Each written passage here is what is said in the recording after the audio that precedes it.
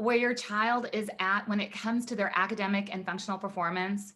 Teachers, are you worried about where the students are going to be at during this school year? That's exactly why I brought Charm with me to the Special Education Inner Circle podcast. I'm your host, Catherine Witcher. And Charm, thank you for being here today.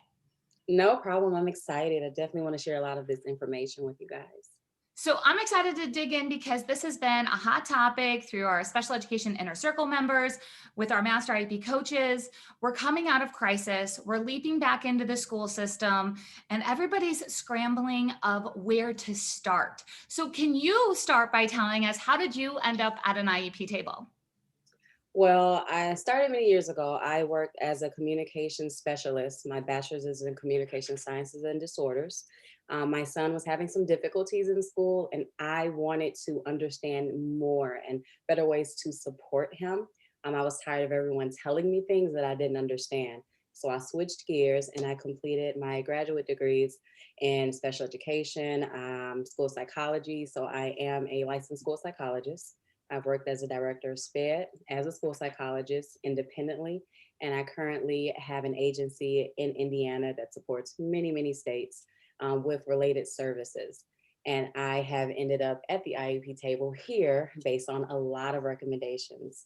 So I am excited to provide a lot of the information I've known and learned over time. Yeah. So for everybody who's listening, I hope you caught all of those credentials because they're important for you to know that she's not just speaking from one perspective. That Charm has, she's talking as a mom, she's talking as a special ed director, she's talking as a psychologist. It's like, this is a wealth of information. So it's like, if you're driving right now, just make sure that you make a mental note that you're going to have to come back with a journal and listen. If you are, at home, put that paper and that pen nearby because you're going to want to jot down some of these nuggets as we get ready to leap back into what possibly could be, honestly, the best school year ever if we can get on track.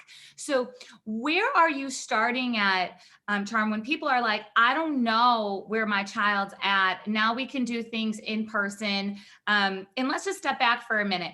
We had a little side chat before I hit record here. We're talking about how different it is state to state. So let's give some comfort to some people. Some people are going to say, they're all good, like they've been in for a while, and some have not. Can you just share a bit of that experience from your perspective?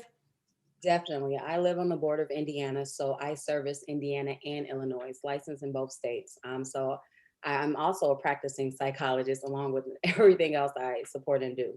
While practicing in Indiana, we really didn't miss a beat. A lot of our schools stayed in. There were low numbers. Some decided to stay online. And when it came to evaluations, it just made it a lot easier to receive the evaluation request, review the request, see if there were long-standing concerns and be able to evaluate them. The students would come in or we would see them in the building. In Illinois, it has been a lot more difficult because none of the schools were in until usually around the ones I support, which is quite a few, around March. And that means that is a lot of time, essentially almost a year out of school. We love our parents and what they have done with being supportive, but we're all learning. And there has been a lot of gaps based on that. When students were in an evaluation process, it was hard to get them in. Parents are working. So many variables have played a part in that. So it is different from state to state with what is available and students being in or out. Okay, so let's talk about this situation, whether you're in school or out of school for that year, 12 to 18 months. We're still, we're always looking, I should say, we're always looking at where's a child at and how are they performing. Sometimes we have to prioritize a little bit more than others, meaning we can't have thousands and thousands of kids and their families requesting full evaluations and have a quality education happening at the same time, like full force. Like there has to be some type of prioritizing. We'll get there. We'll get to everything. I'm never saying give up or settle. I'm saying let's prioritize. Is there a way that you, when you're talking to families, can help them see like, here's where we need to start? Yes, definitely. When I get a request, the first thing I look for is data. Without data, all we have is an opinion. I can see my children and say, "Ooh, I need to look at these areas." No matter what, everyone has to understand everyone has a deficit in some area. It may be sitting still, it may be in math, but not in science or reading. And when we look at scores, that's why the annoying test that parents say, I can't stand standardized assessments. but it does give us a baseline to see where they are performing. When you get the paper in the mail, it may look a little crazy and you're like, I don't even know how to understand or read this. We're looking at myself, we're looking at baseline data, and we're looking at what's called a bell curve and the percentile ranks. If a student is under the 25th percentile, that is pretty low. We need them to be within 25 to 75 percentiles. That means they're within the average range. A parent may say, well, it's still difficult for him to do his work. But if it is not impeding his ability to perform in the general education classroom along with his peers, then that's not a disability. We're trying to see if students are disabled. So I go in depth. I don't just send them a piece of paper. I call them and say, hey, mom, this is what I'm looking at. If it's not just academic, there are some behavioral concerns. Even if they are performing academically well, if the behavior is making it difficult for them or their peers to perform, we will definitely move forward with an evaluation. But barring everything that has occurred, we have to look at many different factors in order to say this child is disabled based on the data and based on our testing. So I hope that you guys heard that. As parents, we're looking at things that are below the 25th percentile to prioritize those. Again, that doesn't mean that we might not see something in the 40th percentile that we go, oh, we can take something from good to great or from okay to better. We can always work on those things, but we're talking about prioritizing, coming out of the wackiest time in education that we've had and getting back to some stability. So if there are scores that are below the 25 percentile, that's what I'm hearing you say is like, let's prioritize those first. Now, what happens when we don't have that data and we're like, as a teacher, so now speak to me as a teacher. I'm like, okay, that's great. Like that want me to look at below the 25th percentile. I have a caseload. I want to take some data. This parent, let's just say has requested an official evaluation. So I have to get this done. Again, there's some leeway. People don't know this. Let's just tell a secret. There's some leeway on what teachers can choose on how to test different domains. You've got domains and you've got these areas you need to test. And then we figure out like what needs to happen next. Do you have suggestions for teachers taking data? So you're the psychologist, but they got to do some work for you sometimes to make sure that you have data to go off of. Where do teachers start? So that is an amazing question, because when we look at data and we look at what teachers are able to obtain, the number one thing that has occurred, kindergarten and first grade evaluation requests. I have received so many. And think about it, they haven't been exposed to school really. That's during the foundational time. And a lot of what we learn is rote memorization from our peers. We're at the table, we're in the circle, we're singing. That is difficult. I can't sit at a computer and listen that long, let alone a student. So parents are saying they don't know their ABCs or they don't know these things. So there is no data for us to really look at because we haven't had them in person. And if teachers are trying to get that data online, it's difficult. So when looking at teachers that are within the school realm, outside of those that have been online forever, we ask teachers to build utilizing different systems that are used in the class. RAS Kids is a program that has been used. When it comes to different levels of, if it's iRead, looking at that, whatever they have been able to build and looking at the work completion. I do have one-on-one conversations. If a teacher is saying they don't know phonetically different things, the best thing is to have a good solid RTI process, which is a whole nother conversation. I was going to say, oh goodness. I know. Tell everybody what RTI is by definition, and then we'll schedule that next podcast for us to talk about it. RTI is response to intervention. So that is all of the kids within the school get certain amounts of supports. Those that are struggling a little more get more individualized supports in group, then it builds. That is the most amazing. But when we do have team meetings, there are some schools which I love. If there's an evaluation request, a team meeting is called for different people. It can be a paraprofessional and a teacher and a parent, so everyone can speak of those concerns. So it's not really heavily relying on the teacher and their support or what they know based in the classroom. It's everyone to hear the concerns. Those are my favorite and the best. For teachers, you have to keep running records, logs. If it's just, oh, they're not turning in the work, that's really not a deficit. We're looking for skill deficits. What skills can they not do or what cannot be done within the classroom that requires additional support. And a lot of that within the last couple of years, due to COVID, it has been more of that conversational piece. If some kids are not even coming in to take standardized assessments. So we have to see, is it to a marked degree? Not around the same area as peers, but is it really a lot lower than their peers? Because we're saying they are disabled. That's also what I want people to understand. We're saying they're disabled under special education law to require the need for individualized instruction and support. Oh, Charm, you're going to go there. So I'm going to take this conversation. I was going to ask you first, let me just recap this real quick. Okay. So teachers, did you hear that? Keep your systems in place that you have been using. Use your systems, use your tools. And then she said, use your team. She's talking about parents and pairs and that. Use your systems, use your team. Okay. Now you've brought it up twice. So I'm just going to talk about it. You're saying disabled according to special education law and criteria. This falls big on you because a lot of times we have that outside doctor's report. Especially now, we've got a lot of outside reports.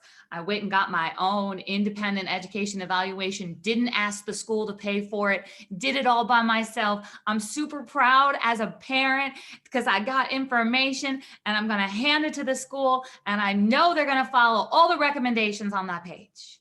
And then all of a sudden it's like, okay, so let's talk a little bit about the difference between this clinical, I'm going to call it clinical medical, okay, and the labels that go there. And then we have educational eligibility. Now, you take it away. I'm going to try not to stay on this forever because this is the best topic to me because it is very difficult when parents do bring that in. I love that we have data because it allows us to have a baseline. But the best things for parents to understand is it is completely different from the medical model and the school model. We have different guidelines and laws. I have my own situation. There was a student autistic. He was diagnosed outside of the school. And when we saw him, it was based on a doctor. Doctors are amazing. We need doctors, definitely go see them, checking off a list saying, okay, he met this criteria. I'm diagnosing him on a piece of paper, autistic. And the parent brought it in. He went to a different psychologist and they were able to say, yeah, he does look autistic. But when he's in the classroom setting, academically amazing. He was able to interact socially with peers, understanding that autism, it does impact how you socialize with individuals outside of your parents. It can be friends, relatives, anyone. It impacts how you socialize. This student did not have any of those concerns. Mom brought it to school and said, I want extra help. We're looking for where that area of need was. Academically, A and B student. He was in the 50th percentile. There were no concerns. He had a lot of peers, but the parents said, well, this is what I have, so you need to do it. And it was a lot of recommendations that we do not cover in the school area. So there are outside therapists who can provide support, which is also going into a different level of school-based speech therapy, school-based occupational, and medical. Medical is how you navigate your world around you. School is how we navigate the school environment, this is the best thing, how you access the curriculum. Accessing the curriculum is learning what is taught to you by your regular teacher, by your PE teacher, all of that. If it impedes their ability to do that at school, then we understand that and we provide our own evaluation. We can review the outside evaluation. We don't have to accept it because areas that we cover are based on school. They need to be done within the school environment, looking at observations in the classroom. It is more in depth and school-based. Medically based is regarding how they perform outside of school. Some parents say, well, he's crazy at home, he does this, or this is wrong. And we understand that.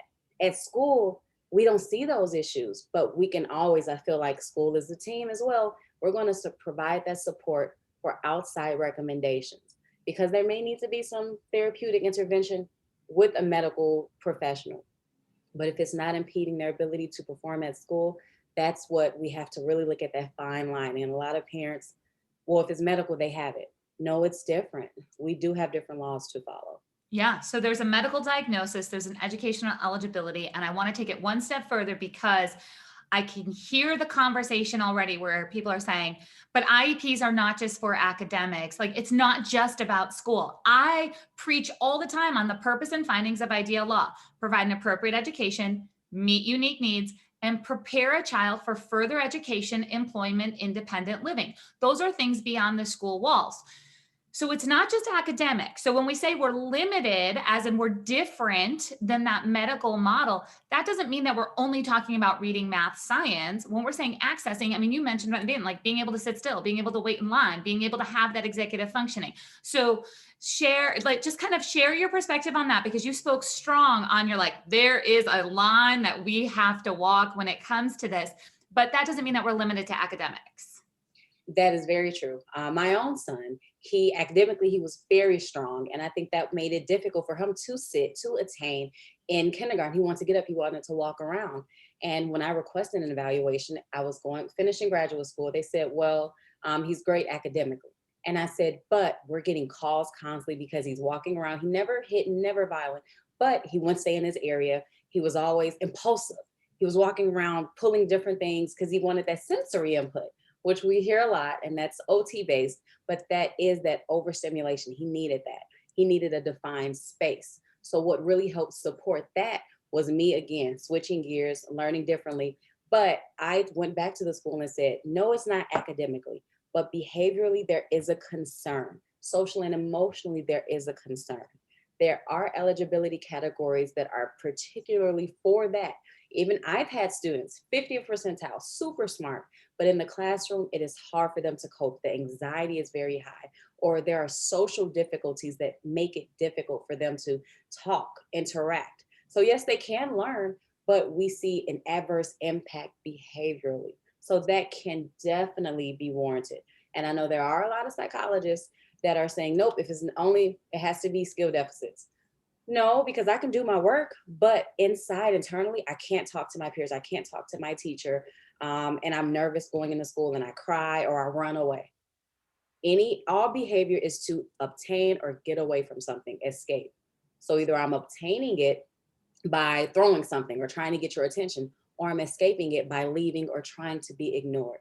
Those are huge, especially with what has occurred with COVID.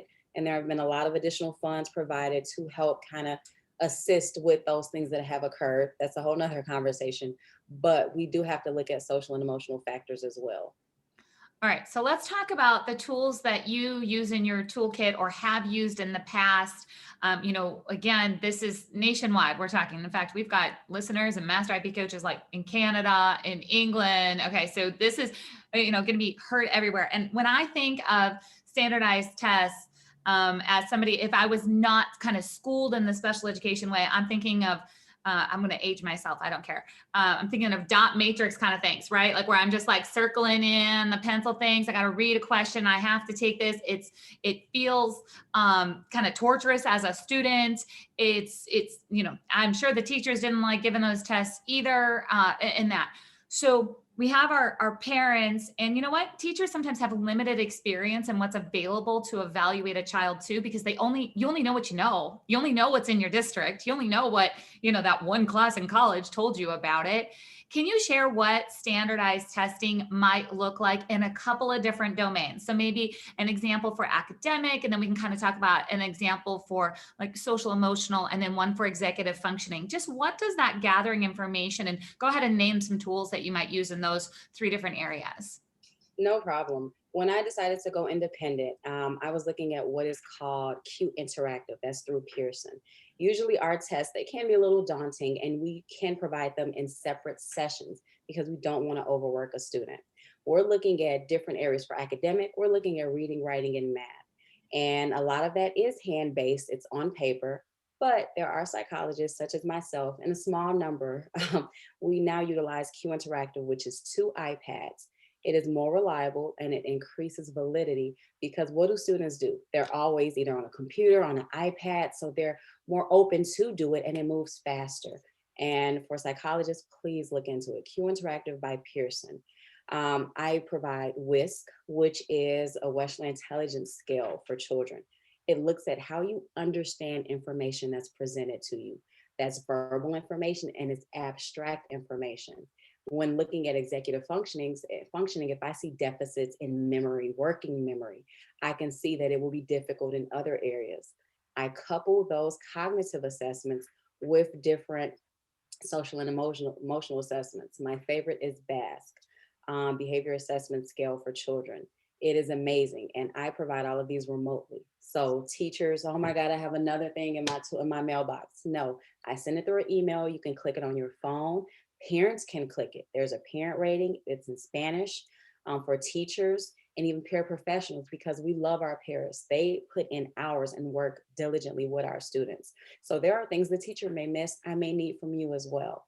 And also another one that I utilize that I love, the Vineland, that helps get a lot of information background to see other things. We think, oh, if it's just academic or cognitive, no. Behaviorally, there's social and developmental history. Parents, when you don't want to fill out those forms, they're important because there could have been an injury that occurred that could impact. There could have been an event that was really detrimental that didn't get supported. Someone that was really close to them could have died. That allows us as psychologists to look at the academic and cognitive factors, but also look at social and emotional development and what could have triggered different things. We have a developmental scale for children that's also sent online.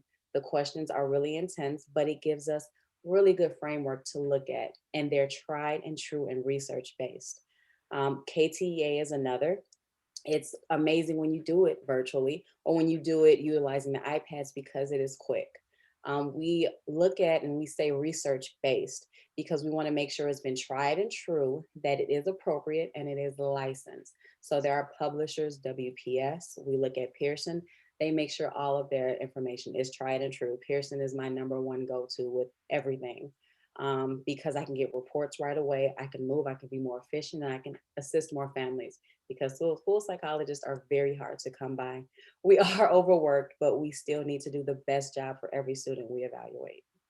I love that so much. And let's talk about something that I know I hear a lot. This evaluation is taking forever, is what I hear a lot, right? So like, and that's the chatter in like the teacher's lounge. Like, I don't know what's going on. Like this evaluation is taking forever. And now the parents all mad at me because they don't understand why it's going to take 60 days and how come and what's going. Can you just like settle that for us a little bit? I mean, I know some of it has to do with caseload and time management of that individual psychologist who's going to be doing those testing. But how long does testing typically take? Like, give us a scenario of like in a typical situation of it would take this. No, definitely perfect. So we have to understand we do typically get 60 days, but we also have those students that have expedited evaluations. And expedited is if a student is going to get expelled, then they may want to say, hey, let's look and see if there was something that could be impeding their ability. So that goes from 60 days to now I may have 20 or even 10 days to provide that. And there are so many components. When I test a student, cognitive and academic are my main ones that I'm going in and testing. When I'm doing that with the programs that I utilize, it used to be 3 to 4 hours. Now I can assess in an hour and a half to 2 hours, utilizing the research-based tools from Pearson, which again is huge. And looking at all of the other components, teachers, I have to get teacher rating scales. I know they are annoying, but sometimes I have to go back constantly. So granted, my testing can be done in less than a day. I have to look through, score, and interpret rating scales from teachers, from parents. Parents may say, oh, I'll do that later. They ask for the evaluation, but it takes them quite a bit of time to return the information. So a lot of our timelines is us fishing for information, trying to get it. Hey, did you complete this? What's going on? Social histories. We call parents, we talk to them, and we don't just have that one family. We have multiple. I have caseloads that can be 60 to 80 students within 60 days that need to be complete. Then I have teachers saying, hey, can you come in my class and view this kid? So it's not, we're sitting at a desk all day. We're supporting, we're in meetings, we're in evaluation request meetings. We are speaking to parents if there's a tragedy that occurred with a family. We have to stop, put this down, go and take care of it. That's why the state has allotted these additional days for us to do it, because it's so many factors. And we type a lot of stuff up. So that takes time. And it is, there are some we are able to do early and get done because we have those parents that are, I've done it right away as soon as we send it. We love you. Those who do that, please. For the teachers that do that, we love it. There are sometimes I have to send 10 to 15 emails like, hey, can you take care of this? Even when it was hand scored, it was worse because we would have to put in the mailbox and go constantly check the mailbox and go back and teachers, oh, I forgot. There are so many components. It's not just the school psychologist. It is teacher, it is parents. All of us have to come full circle to say what the student needs and be able to effectively say that they are disabled per the law, and this is how we will render services. There are times if we've gone to the table without items, we can't successfully say that we have a full evaluation to be able to support them. So I know it may seem like, hey, just do this or do that, click, click, click, but it's so much more that goes into it. And there's so many more babies that do need to be supported. Absolutely. And I do want to say that there are times where we end up at the table with not all the information, but we know that prior going in. And sometimes we've chosen that, right? Because we are in this crisis. We're like, okay, listen, like this child is not functioning in the general education classroom. We know there's a lot of things going on, but we need to at least get some data from some qualified team members so we can make some decisions so the child is not missing out on school. And then we can come back. So sometimes it is, I've seen it done in two parts before, or there's some done, virtual kind of as a follow-up, or virtual to get started, right? Kind of like a quick meeting, like, okay, let's put some band-aids on this because we've got some data and we can go back. So just hear that there's a lot of different options, but the ideal is that we put together this domain sheet. We've decided we're going to collect everything. We get it all done. We sit down and we use all the expertise at the table. And I want to just speak into the parents here for a minute. And I want you to understand that your expertise, those scales, that social background, those things are equally as if not more important than what's going on that day when you got to see that child once or twice to do that. Now, that doesn't mean that you have to like write out your birth story for the sixth time. That happens too. I'm just going to call that out. Like, see, like you, it's okay to like see report made in, 2018. I already went through all of that during the last evaluation. Nothing has changed. You can cut corners a little bit, parents, and say that part's already updated, and then pick up where you left off. That's a really important conversation that kind of moves things along during that meeting of not repeating that health history that we've already said 9 times. But there's ways to make this all work. And Charm, I just want to say thank you for, bringing us those concrete tools and like naming the names of like, I don't know where to start. I don't know where to look. I don't know what's going on. I don't know what to request.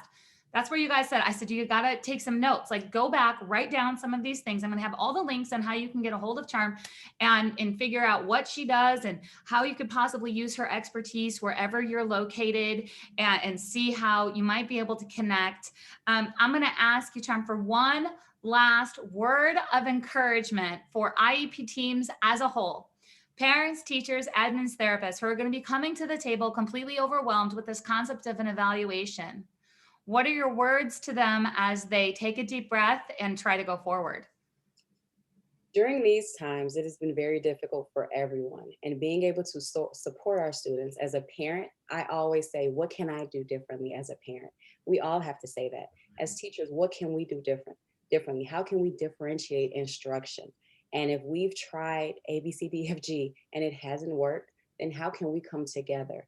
When it's one person, you don't have all of the answers. I don't have all of the answers. So having that solid team is amazing.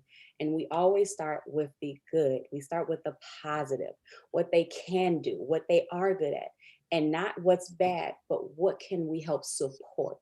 How can we support Jason to be able to have good executive functioning skills, to be able to plan and complete assignments? Let's look at the good and how we can support that. And even with our older kiddos, let's ask them, bring them into the table to allow them. It's about them. Sometimes we talk around them. Let's include everyone.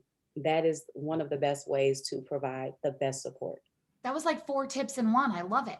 Like everybody has, I'm like, okay, listen, so we have to, it's like, I should have been taking notes here so I could repeat them back. But did you guys get that? Like start with the good and then make sure you figure out how to support and then make sure you ask, what can I do different? And make sure you're including the child in the decisions. Like, bam, there you go. Like have a good school year. Let's do it. So that summed it up perfect. Charm, I want to say thank you for being here and helping out our listeners to figure out what they can do next to provide that appropriate education. Oh, thank you for having me. I really appreciate it. All right, everyone. We'll talk to you next time.